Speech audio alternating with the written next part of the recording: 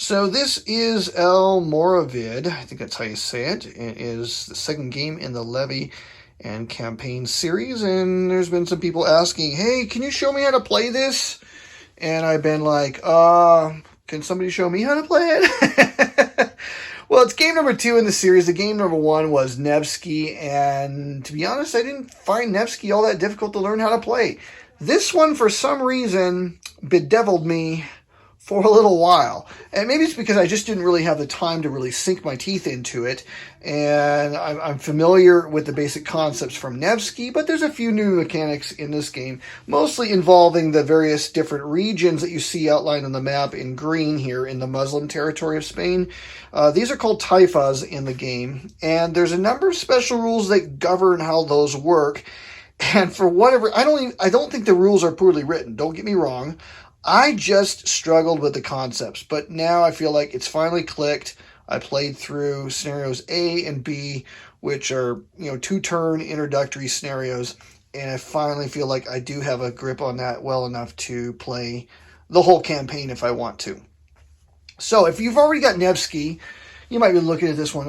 What separates this game from Nevsky? What makes it different? One thing that's very different about this game compared to Nevsky is you don't have lakes in this game, and you don't have rivers in this game. The rivers of Spain are abstracted into some of the capabilities and event cards, but I think it's just capabilities I've run into, mainly in the Muslim deck. So the rivers do exist, but they're abstracted into the cards. What you're going to have in this, in terms of transport, instead of sleds and wagons, now you have carts and mules.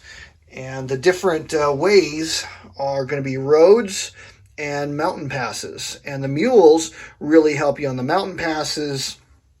You can take wagons over the mountain passes, but usually you're going to find yourself laden, which costs more command points to move, and it slows you down. So if you want to move efficiently over the passes, you need your mules. So the transport is got a few nuances particular to this campaign. There's been a few enhancements, I think, to the rules that you could retrofit back into Nevsky, although I haven't talked to Volko about it. I do like that when you besiege a city, or you move into an unbesieged enemy city, that you have the option to bypass it. And there's a new rule that if you ravage a place and then you besiege it and then you capture that city, the ravage token flips over.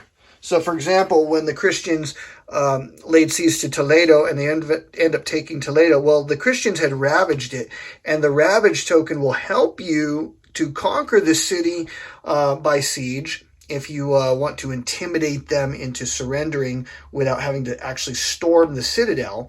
But when you capture the city in that way, the ravage marker will flip. Actually, whenever you capture the city, the ravage token will flip over, thus diminishing the return on your taking of that stronghold.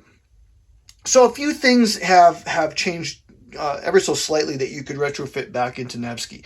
The game does have a very different feel because of the nature of the conflict. You do have, as I said, these Muslim taifas, and I think it's the terminology that just caused my brain to short circuit a little bit. When a taifa when a feudal lord is not on the map, then the taifa is going to be in a state of parias, which gives 1 victory point to the Christians. When it's in a state of parias, the Christians control all of the citadels within that territory, unless they're marked with these jihad markers. These jihad markers mean that the Muslims control this particular town, even though the taifa itself is in a state of parias. And it will be in a state of parias until that feudal lord is mustered. Once that feudal lord musters, this marker goes away, and the Christians would then lose that 1 victory point. So in this particular scenario, this feudal lord, Abu Bakr, he's gone permanently. So for all intents and purposes, I believe Valencia is in the same status as Toledo functionally. Toledo does not have a feudal lord, so it's either going to be in a state of typhus, or a state of parias, or it's going to be in a state of reconquista. And reconquista is worth 3 victory points. Now, the exception to this is the Taifas of Sevilla has 3 markers in it, so it could, if it's in a state of parias, if you remove its feudal lord, that's going to be 1, 2, 3 points for the Christian side. If the Christians conquer all of the feudal seats, which has, see the little symbol for that feudal lord, if you capture all the feudal seats for that lord in that taifa, then you not only get the points for conquering those citadels, which is substantial, but you also would have a reconquista situation in this particular province or taifa. This one here would be worth 9 points because each Reconquista marker is worth 3 points. So it would be a 3, 6, 9 if you did a Reconquista in Sevilla. That would be a death blow, I think, to the Muslims in the in this particular campaign. What also can throw me off, I think, was how when you get into a state of Reconquista, you're going to keep the conquered markers on the feudal lord space, but you don't put conquered markers down on all of the other spaces. All the other citadels, they simply become friendly to the Christians, and they control them as long as there's not a jihad marker there. How do the jihad markers get placed? I still have to keep looking this up, but I'm pretty sure it only happens now by event and call to arms, which is a function that happens during the levy phase of the turn, can put these jihad markers down. These work almost like control markers, but they're worth 1/2 victory point to the Muslim side. They come and go, and how they come and go is also if the Christians were to conquer, for example, this particular location, as soon as this becomes friendly to the Christians, all the jihad markers go away. So that's how you get rid of them, by conquering them. But I do not believe, I could be wrong on this, I think if you capture this particular city, if the Christians conquered it, they would simply remove all the jihad markers, but I do not believe that they would put a conquered marker on that city, because as soon as these markers are gone, it becomes friendly to them. This Taifas is already in a state of Reconquista. I believe that's how it works. This is the aspect of the game that I have to keep looking up and double checking to make sure I'm doing things correctly.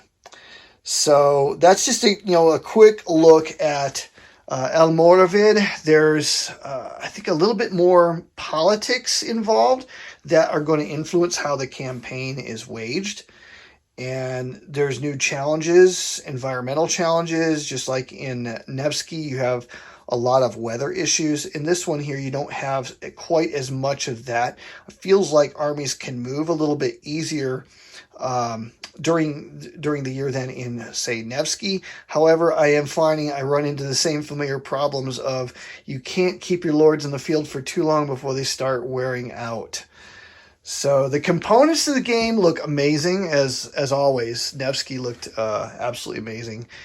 You have the same sort of feel to this. There's all kinds of strategy involving the arts of war, whether you're going to use the card for its capability. For example, you put a capability underneath your feudal lord, and it enhances that lord in some way.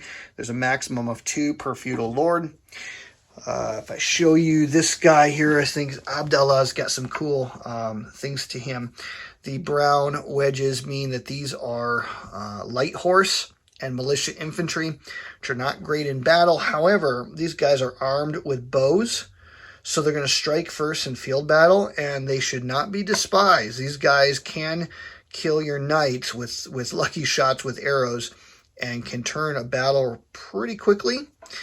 They also have the Andalusians, which allow these guys to evade in a melee situation. They can't get away from firepower, from archery, missile fire, but they can evade from melee and thwart hits on a 1 through 3. So that's kind of cool. That's how I've customized that particular feudal lord. And then he has access to even more units that he can call into play to enhance his army. So there's some sergeants, which are these gray wedges. These guys here are good in melee battle. They don't have archery. In fact, nothing in the game has archery unless you have a capability giving them that skill. But these guys here have armor, so they block hits on a 1 through 3. 50-50 chance they're going to block any hit. And same thing with the men-at-arms, which are the gray bricks here. So you can enhance your units with these capabilities, but at the top of the card there's an event, and every turn during the levy phase you're gonna pull events off of the deck. And you know, there's some events that you'd really like to see come up, but if you have the card that has that really cool event, if you're using the capability, obviously it's not going to be in the deck. So there's all kinds of trade-offs that you have to consider along the way. Lots of strategy in the game, and I feel like the more I play it, the more it just starts to click. Even all of the oddities involving the taifas. And I think scenarios A and B are going to really help you to work those things out. At least it did for me. Just working through the process, looking at the playbook, I've been able to, I think, crack the code of the game. And now we're starting to actually begin to play it. So maybe we'll do some other videos and show a little bit more about how the game works. But I thought I'd just do, like I said, a quick video, give you a look at Almoravid by GMT Games. It looks great on the table.